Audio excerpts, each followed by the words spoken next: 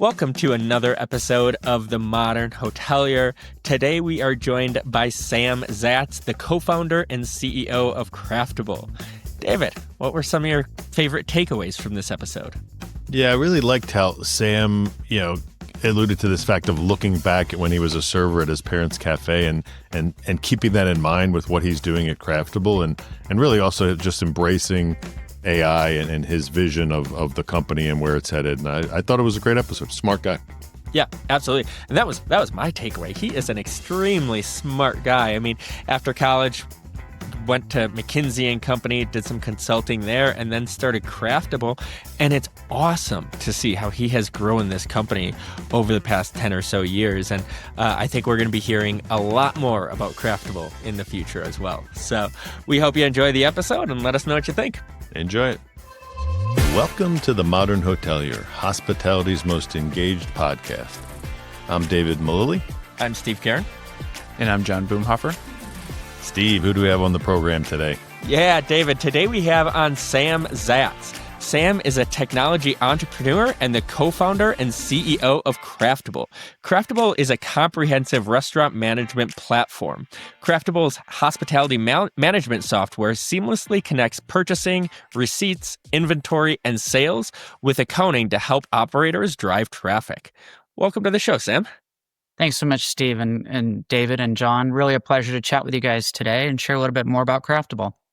All right, sounds good. So, Sam, we're going to go through a couple different sections. We're going to jump into a lightning round. We're going to go through your background, your career, and then jump into some industry topics. Sound good? Absolutely. Sounds great, David. All right. What was your first job? First job was actually working in my family's cafe, serving coffee and waiting on tables. So it was a great experience growing up. What's something that you wish you were better at? Being able to hold back my passion for the industry and for helping folks be able to drive impact. What's a luxury you can't live without? I can't live without my iPhone or Slack and just being able to be in full communication with my team and our partners. If you could pick a superpower, what would that superpower be? Gosh, David, that's a tough one. Probably being able to understand what other folks are thinking. What's a place you've never been to but you most want to go to? Really would love to spend some time in China and the Asian countries. If you had your own late night talk show, who would you have on as your first guest? So I admire Barry Sternlicht, co-founder and the starter of Starwood Capital and then the Starwood Hotel Group. What he's done for hospitality has been really impressive. All right, this is the last one. So if you had a time machine and you can go into the future or back to the past, which way are you going and what year are you going to? So I'd love to see what would happen in about 20 years' time and be able to understand how hospitality changes with the advancement of technology, while also being able to understand how we continue to preserve the touch and the relationships of hospitality. Right. That's a good answer. That's great. Well said, Sam. So now what we're going to do is go into your background, a little bit about where you grew up and what makes you tick. So you grew up around the San Francisco Bay Area. How did that shape you into who you are today? I mean, Steve, when you grow up in the late 80s and in the 90s in Silicon Valley and you're watching pets.com and Webvan all around you, you realize how incredible technology is for changing lives. And you also see how not all of them actually build good businesses while they're doing that. You got your bachelor's and master's from UC Berkeley in electrical engineering and computer science. Then you got your MBA from Stanford. What made you go to those schools and choose those degrees? So having grown up in the Bay Area and seeing everything that Silicon Valley was doing and the ability of technology to transform lives really made me realize how I wanted to be part of technology and being able to speak and understand the engineering side of it. But after that, I actually went into consulting as I wanted to also not just be able to speak to technology, but be able to drive change and influence how we operate and how we do business. And that's really what made me realize that I wanted to return back to business school. Very cool. So you've been passionate about being an entrepreneur since an early age. Like you said, growing up around in the San Francisco Bay Area, what were some of your first businesses that you started? Oh my gosh, Steve, it's actually pretty funny you ask. In junior high, I'd actually started a business where we were using AIM back at the time. That's Oh AOL yeah. Instant Messenger for some Yeah. of you guys, if you're not familiar. Yeah. And we actually built a custom mixtape business that we were deploying custom CDs and custom soundtracks that we were actually creating a network of ambassadors that would get, I'm sure you remember junior high boyfriends and girlfriends would gift mixtapes. And Oh yeah. so, in junior high, we were a pretty good competitor to Tower Records. Very cool. I thought where you were going to go is you customized away messages for people on Oh, AIM. there, But there. but yeah, anybody who grew up in that era knows what AIM was. That's great. So, well, now we're going to get into your career. How you co-founded and became the CEO of Craftable. So, after college, kind of like you said, you went to McKinsey and Company and became a business analyst. What did that job teach you in the early days that you still take with you today? So it was an incredible experience where I was able to go around the globe and learn from different verticals around how technology is used to create business transformation. And it's actually quite funny because our last engagement that I had before business school was actually to advise a major ERP software vendor around the shift from on-prem to cloud and perpetual. And that was really where I was able to get smart around SaaS and around ERP, which, I'm sure you're familiar with retrospective rationalization, makes sense that we would ultimately create a hospitality ERP solution. So then in 2014, you started Bevager, which is now Craftable. And really, what was the moment that really just led you to start the company? So I was in business school, and we were, as most people that go to business school probably know, the whole point about going to business school is to start as many businesses as you possibly can in 4 semesters, and to see how you can take one of them to be the next Facebook. And so as we were exploring different businesses, I kept getting attracted and re-entered into hospitality. And one of the big aha moments I had as we were exploring a CPG brand that was going to be delivered out to on premise and hospitality was that everything that hospitality was doing was ultimately being manual and then captured in a clipboard. And so all of these day-to-day data decisions were being tracked, managed, and recorded on pen, paper, and clipboard. And that's really what the essence. So Bevager is really short for your beverage manager. And that's really because we realized early on that the beverage industry is a lot simpler. Things only come in 750s and liters versus food, or if you think about non-food and beverage purchases. And then also in hospitality, profits are won and lost at the bar. And so beverage is absolutely essential from a business perspective. And that's really where we started about 11 years ago. Very cool. And now Bevager is kind of one of the products under Craftable. Is that correct? So you didn't get rid of the name completely, right? That's right. So we actually incorporated under a different moniker of F&B Tech, as we just wanted to remain flexible. And so we started with Bevager as just a module. It became one of many modules. And then over time, we basically had determined that we now have essentially a portfolio or a suite that can help serve hospitality across segments, whether it's restaurants, bars, hotels, or any other segment of hospitality. And so we've essentially evolved from being just a platform to being an entire portfolio under the Craftable name. Those of our listeners that might not be as familiar with Craftable, can you give us an overview of what you all do? Yeah, absolutely. So essentially what we've started over the first 5 to 6 years, we really started in restaurants and bars. And that's really where we wanted to replace the clipboard to help you be able to manage your purchases, manage your inventory, manage your menu. Over time, as you mentioned, Steve, we started in bars. That ultimately progressed into kitchens. And then all of a sudden, about 5, 6 years in, we started to realize that our restaurants were actually inside of hotels. And then we had connected with a lot of our hotel partners who actually came back and actually shared with us that, you know what, this is incredible, but food and beverage is just one department. And the insight and the aha moment that we had was that if you can manage the ERP of food and beverage, then you can support the entire hotel in its operations. And so today, in 2025, we essentially come to market with 3 core solutions for the hotel industry. And that's essentially our food and beverage for operations, our P2P or procure to pay for all things supply chain. And that includes our AP automation and our payments, as well as our BI, which does things like forecasting, menu engineering, and tracks your sales versus your labor. The American Hotel and Lodging Association released the State of the Industry report. What stood out to you in that report, and how can Craftable help with some of the findings? So the report came out, it was incredible, and it really shows that the gains in the RevPAR, which are about 2% year over year, while that's helpful in terms of the gains of the RevPAR, margins, as we know in inflation, is up at least double, and in some areas and segments up higher. So what that really means is that the findings is really that the hotel operations continues to get squeezed in the middle, and the RevPAR that we can continue to actually capture does not grow in line with what our costs are growing at. And that's really where Craftable really spends its time, is to understand how do you actually manage that P&L, and how do you manage the difference between your top line and then your bottom line. I gotta ask, how did you come up with the name Craftable? So it's really funny. So one of our early advisors and a mentor to actually our co-founder and our CTO, Max, was actually the former CEO of LinkedIn, Jeff Weiner. Wow. And he's been a part of the story, and he was involved with Intuit and other back office software solutions. So it lent itself very nicely.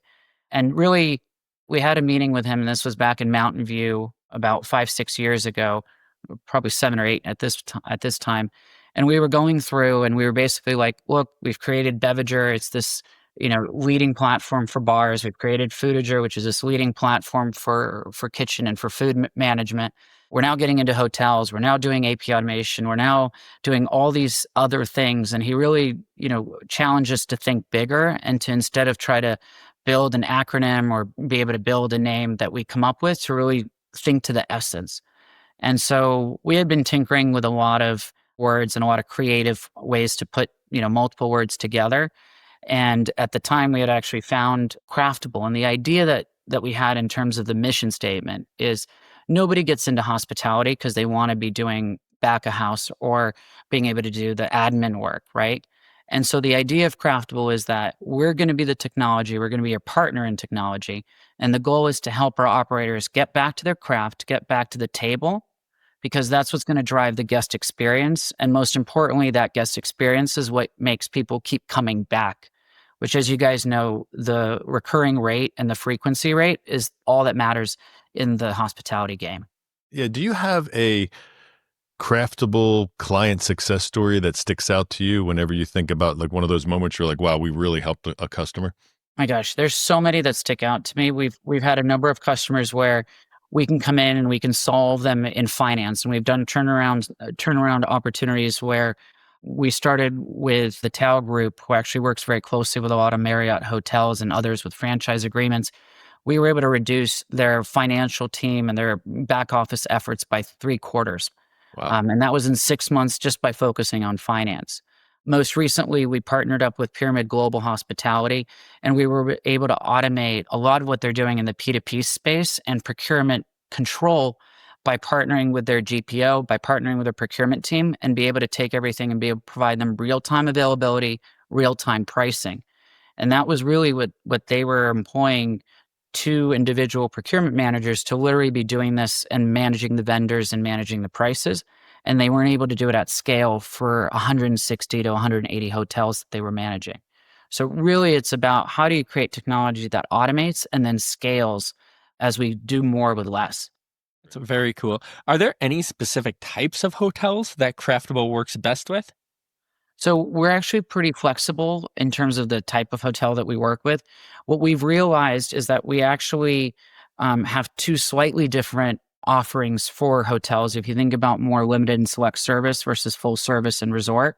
So in the select service and in the limited service, we're able to do a lot of automation. So we're able to look at your forecasts and your budgets. We're able to suggest orders and replenishment orders. So it becomes a velocity type of opportunity to leverage automation.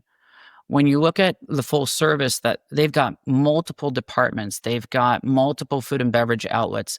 That's where we have complexity, where we're able to make it intuitive to be able to manage all those different department dynamics, where there could be requisitions, a storeroom, a commissary, and there could be very complex order approvals and routings. And so really the exciting thing, and what we've been very fortunate to partner with a lot of third-party managers that have select service all the way up to full service and resort, is to be able to configure Craftable for the type of operation and the sophistication that you need. I have one more question before we move on. Sure. What is your goal for Craftable, and where do you want to see Craftable in the next 3 to 5 years? Yeah, so we want to be serving the entire hospitality industry and being able to make it a little bit easier and a little bit more profitable. Again, going back to kind of the name, and as we think back to our mission, it's all about guest experience. The macro forces aren't going anywhere. They're only going to continue to challenge the hospitality industry. And really, as we think about every night, where do we want to go out, or when we're planning a trip, where do we want to stay? It's going to continue to drive to exceptional customer experience. And we want to be those that help. We want to serve those that serve. That's really our internal mantra. And so if we're trying to help those that serve and serve them to do it better, how can we help them be able to serve the best? And that's really what our goal is. This episode is sponsored by Craftable, hospitality's complete profit management platform. Hoteliers are leaving money on the table because their systems don't talk to each other. Craftable connects everything, from purchasing to finance to operations, into one intelligent software platform, showing you exactly where your money is going and how to keep more of it. It's a complete procure-to-pay solution that works with any existing tech stack and puts the power back into the hands of hoteliers for full control over their entire operation. Customers have saved over $2 billion annually by catching price discrepancies, eliminating waste, and making smarter purchasing decisions in real time. See how much your operation could save with this level of visibility at craftable.com, or stop by and see us at the Hunter Hotel Investment Conference, booth 110. Now we're going to get into industry thoughts. So in today's economic environment, we're hearing of staffing shortages that we've been hearing about for a couple years. How can hotels really do more with less? The majority of the conversations that we're having with a lot of our hotel operators and executives is really starting to step back and think about all the different departments, all the different stakeholders, and all the different layers of operations and finance that are going to be a part of actually running a successful hotel. And so when we look at that, it's starting to leverage technology in a couple of different ways. The first one is, how can you take technology that's going to span cross-department and be able to create efficiencies and integrations and make individuals and departments more productive, so that way the entire hotel operates better. So productivity is going to be a big one. The other thing that we continue to see, and you mentioned this before, is the staffing shortage, right? There's also, what we find is there's also a domain expertise shortage. So the more that you're able to leverage technology, not just to be more productive, but be able to ramp folks better, to be able to surface better insights and decisions around running a better business, that's where technology can actually process far more than any human can. And we can be able to partner with the operators in order to provide the best operations and drive the greatest profit for the businesses. All right, and here's the loaded question that everyone's talking about. What role can AI play in hospitality operations? Yeah. So I asked this question quite a bit. I think AI is fantastic, but I also think that the answer is not AI. I think that the answer is going to be, what are you trying to accomplish? And how do you take a look at those processes and what type of experience you're trying to deliver to the guest experience? Because again, everything comes back to the guest experience. Right. And then as you look at your delivery mechanism for that guest experience, that's when you can start to ask yourself, where can AI be able to provide? So start to breaking that up. So what does that mean? So that means AI can read data, process data, and generate insights much faster than anyone can, no matter how many analysts or how strong you are analytically. So it's going to be a data analysis opportunity. And then secondly, similar to what I was saying before, is that if there's going to be some operational efficiencies, that's also where AI can help deliver automation as well. That's great. And we talk about AI a lot on here, but one thing we talk about correlating with AI is the data that we get from AI. So with all that data available, how can hoteliers best harness those actionable results? Yeah, absolutely. So a couple of things. The first thing is, data is everywhere and it's only going to continue to increase. And so it's really important to hoteliers and operators to really step back and start to think about, what are the KPIs and the metrics that are going to drive the guest experience and drive the economics and the financials that they're looking for. So step one is going to be figuring out what are we really trying to achieve as a goal or an outcome. And then there's this huge opportunity with AI and data to start to figure out what's keeping you from getting there. But it's really important because I think sometimes we think that AI can solve everything. And we forget to really step back and think about what's the outcome or the destination that we really want to make sure that we're traveling towards. Have you seen a hotel kind of just do a great job at using AI driven to drive personalization successfully? Yes, there's a number of our hotel partners that are leveraging it fantastically, but it's being done in subtle ways that it complements the guest experience, and you may not even realize that you have AI happening. Yeah.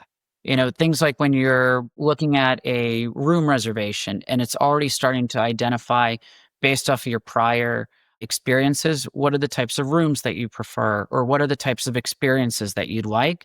And so it's curating and leveraging what's available in the market and what that hotel can offer. And then what have I been appreciating in the past and being able to do that kind of matching and that recommendation engine really well.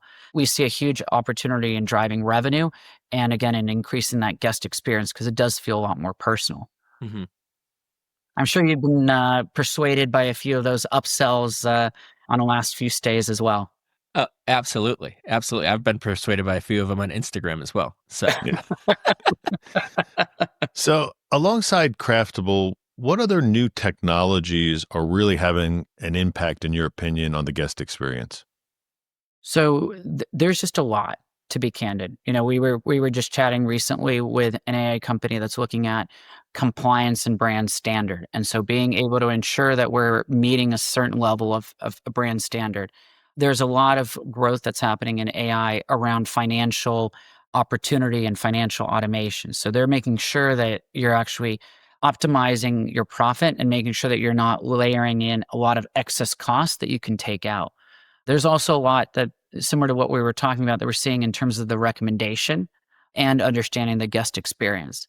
We see a lot, especially in the gaming and in the fine dining, companies like Seven Rooms that are working very closely with hotels and restaurants to make that more curated experience. that's great.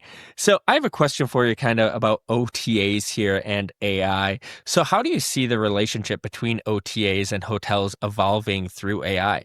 I think OTAs and AI are going to continue to evolve and be able to provide a better customer experience and be able to do it faster.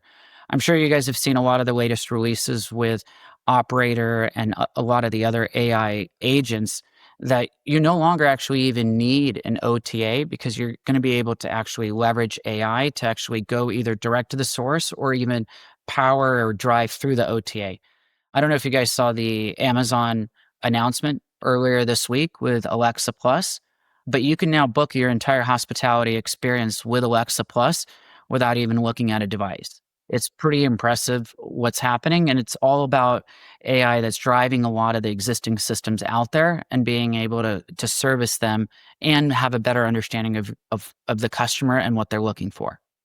And do you think, what are some of, in your opinion, some of the biggest misconceptions just around hoteliers and leveraging technology and leveraging AI? It seems like there's a lot of, in some cases, just fear about accepting new emerging technology or leveraging AI. Yeah, absolutely. I think that, and we see this with hoteliers, we see this with the hospitality segment. Historically, there's a consideration that the relationship between the guest experience provider and the customer is going to get farther apart because AI is going to displace that relationship. And I think the biggest myth here is it's not going to displace it, but there's a lot of really easy ways to enhance it. Right. And so it's not about, replacing the individuals that are going to be at the front office or when you step into a hotel and they're welcoming you. It's about making sure that, as they're welcoming you, they know your name. They know your room preference type. Maybe a AI agent in the back had already recognized that you're going into the elevator and you're approaching and using some basic facial recognition, they're already running a check-in process. I'm sure you guys saw the lines in Las Vegas that just hit 7 hours.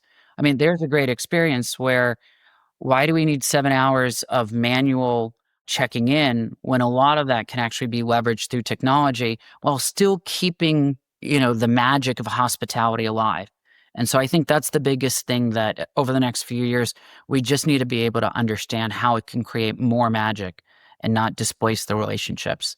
Absolutely, absolutely. And I've mentioned this before, like every time I go to Vegas, I don't know what it is, but I always get stuck in those huge lines. And I can't check in mobily or anything. And it's just like always end up waiting for 30, 45 minutes in line for those. So, Yeah, and it part, seems like it's not getting any better, and yeah, it's just so difficult. There's a lot of travelers. Again, there's a labor shortage there as well that we find, and so it's exactly everything that we're talking about around how that's impacting and how technology can really drive a better guest experience at the end of the day. absolutely.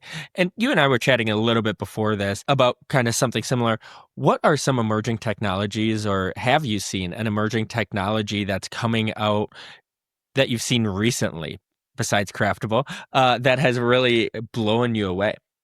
I mean, there's a lot that we continue to see across all different parts of hospitality.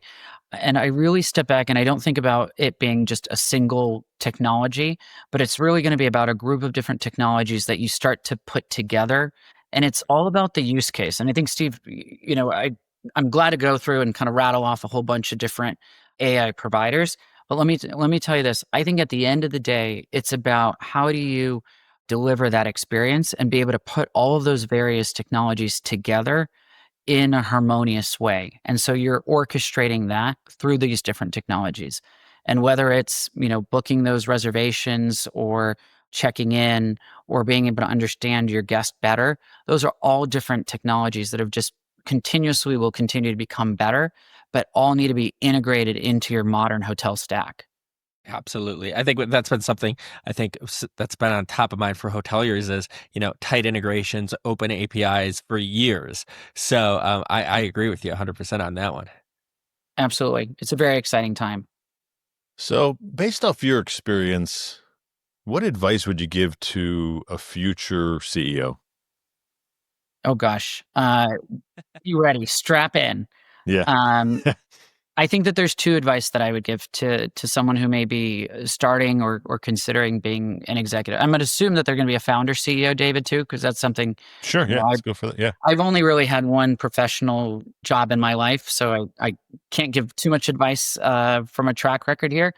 But I think that there's a couple of things. I think the first thing is, and with everything we've discussed, I think AI allows you to evolve and develop opportunities that historically would require a lot of infrastructure and a lot of resources. So I think the speed of evolution can now be a strategic advantage that historically, all the big tech companies would actually be ahead of you. And I'm jealous for a couple of founder CEOs right now because they're able to start fresh and they don't have that technical debt or that legacy stack that they need to worry about. The other thing that I would encourage, and this is something that we believe, is that we don't believe in building products and then seeing if the market accepts them. Everything that we've built in Craftable has been in partnership with at least 3 to 4 of our partners. And we really try to study what is the current use case, where are the inefficiencies, and how to do it. And so I encourage that founder CEO to really deeply lean into how do I understand my user and what kind of product should I be building to make sure that that user is really going to be able to maximize the impact and the opportunity that that technology provides them. Yeah. It's a good answer. Absolutely. That's great. So, Sam, this whole time we've been asking you the questions. We're going to turn the tables here and let you ask David and I a question. Yeah. What's the toughest question that you guys get that you're still trying to determine the answer for in our Who's our, space? who's our favorite guest? Is that right? We get asked that a few times. We've got asked that a few times, and it's like, I guess we learn different things from every guest that comes on. So it's like every guest has their own kind of unique space. It's like asking me like, who's your favorite child? They all have a special place in my heart. There you go. And a very well politically field answer too. Thank you. So Thank you I, very I much. I love that. I love that. How about a topic that you don't talk about as often that you think needs more attention or focus? For me, I think it's really just the industry as a whole and just we talk about it, but not enough, just the lack of adoption and embracing technology we kind of alluded to it in some of the questions. There just always seems to be this fear that technology is going to take something away. And I don't know about you, but when I travel, I don't always really, or most of the time, I don't really have these great service experiences. It's usually just kind of cut and dry. You're checking in, kind of your credit card, what would you like to order? I'm Bob. I'll be taking care of you tonight. Like, there's not this kind of pure hospitality I think everyone kind of romanticizes about. And therefore they're afraid of losing something that isn't there when technology can really step in and really fill a void. And some of the points you made about helping with staffing and things of that issue. I mean, just think about what you said. I mean, it's 2025, a 7-hour line to check into a hotel. I mean, it doesn't matter. I mean, it doesn't take you 7 hours to, get through customs in most cases. So it's pretty. I mean, David, I just flew in from Chicago, and I scanned my driver's license, and then within about 10 seconds, TSA put a green check mark and knew that which plane I was boarding and had cleared me. So I couldn't agree with you more. I think that there's areas where it's creating friction. And I think that friction can be completely eliminated. And then, to your point, then you can focus on the areas where there really can be that romantic and that magic part of hospitality. Yeah, agree. Yeah. Yeah. I'm going to add on something here. I really think we need to talk about how we get more younger folks in hospitality and change the perception that hospitality or even hotels isn't a job. It can be a career, right? If you like sales, you can do sales in hotels. If you like marketing, you can do marketing. So there's we don't think of hospitality as a career over in the United States as much. And in other countries, people do see it as a career. So I think changing the focus of kind of everything and the opportunities that are available in hotels and hospitality itself. So that was great. So our producer, John, has been sitting and listening the whole time. So we're going to kick it off to him for the last question, and then we're going to get you out of here, Sam. You mentioned that your first job was serving in your family's cafe. I'm curious, how did that inform what you're building? Like, are there any pain points you vividly remember experiencing, thinking oh, I wish on the back end we had this to solve that problem? And how did that kind of happen? If I said the word everything, would you believe me and think it's an understatement, or do you think it's fairly realistic? So I think a couple of things. So I think it created a little bit of empathy and a realization of where the industry is. And to say, that the industry has materially changed in the last 30 years, it really hasn't. I think we're still on the cusp of a lot of innovation that is to come. But a lot of what we do is really taking a look at how do we take the manual and automate it, and how do we make the manual enriched and a better experience. And it sometimes may not even be guest facing. It could sometimes be internal, like a lot of what we do at Craftable with the back office. But at the end of the day, it's all about ultimately being able to deliver that better experience. Well, that does it for another episode of The Modern Hotelier. Sam, this is where you can let people know how they can get in touch with you, how they can learn more about Craftable. So plug away. Yeah, thanks so much, David. So head to craftable.com to learn more. And we're excited to be serving hotels of all shapes and sizes. And we work across procurement, finance, food and beverage, operations. And we really take a partnership approach to understanding technology, understanding your stack, understanding your operations, and really trying to help align those departments and create a better experience and a more profitable business. So would love to hear from all the hoteliers that could be interested in learning more. Well, that does it for another episode of The Modern Hotelier, hospitality's most engaged podcast. Whether you're watching or listening, we appreciate you, and we hope to see you again soon. Thank you. Thanks, Sam. Thank you, David. Appreciate it. You made it to the end of The Modern Hotelier. Thanks for watching or listening. The Modern Hotelier is produced by Modern Hotelier Media. Make sure to like and subscribe if you're listening on YouTube, or subscribe wherever you get your podcasts. If you know a good guest, sponsor, or have media needs, feel free to reach out to us at hello@themodernhotelier.com. Thanks and have a great day.